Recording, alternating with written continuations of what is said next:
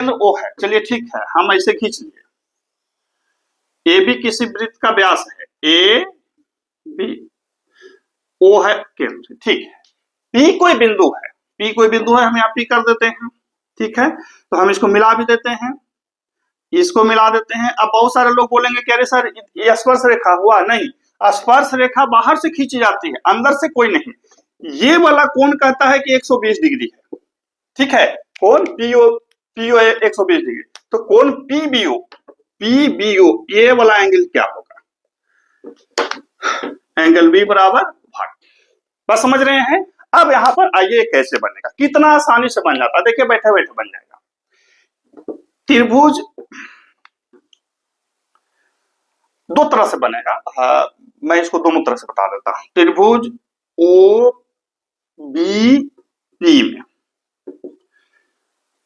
O B बराबर OP, क्यों होगा बराबर ओपी? देखिए ये दोनों क्यों होगा बराबर, क्योंकि दोनों तो त्रिज्या है, दोनों क्या है? त्रिज्या है। तो दोनों त्रिज्या है तो दोनों क्या होंगे? बराबर हो गए। अब चूंकि भुजा समान है, इसलिए कोण भी समान होंगे, समान होंगे, कोण भी क्या हो जाएंगे? समान भी। अब यहां देखिए ये 120 है, तो स्पष्ट बात है सरल रेखा है, जब ये 120 है तो ये कितना हो जाएगा? 60 डिग्री। क्या हो जाएगा? 60 डिग्री। तो अब आप इसको x मान लीजिए, तो ये भी x हो जाएगा।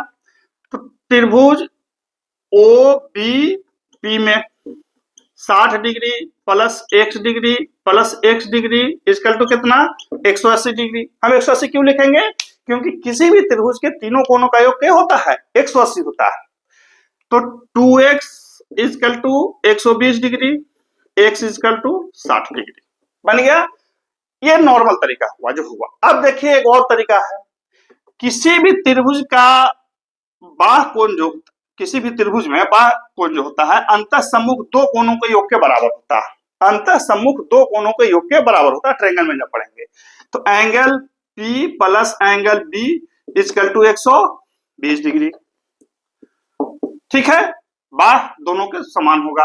अब कहता है कि दोनों बराबर है, तो angle P plus angle P equal to 120 degree, इसलिए angle P equal to 60 degree, इसलिए एंगल बी इक्वल टू भी 60 डिग्री। अब जिसको आता है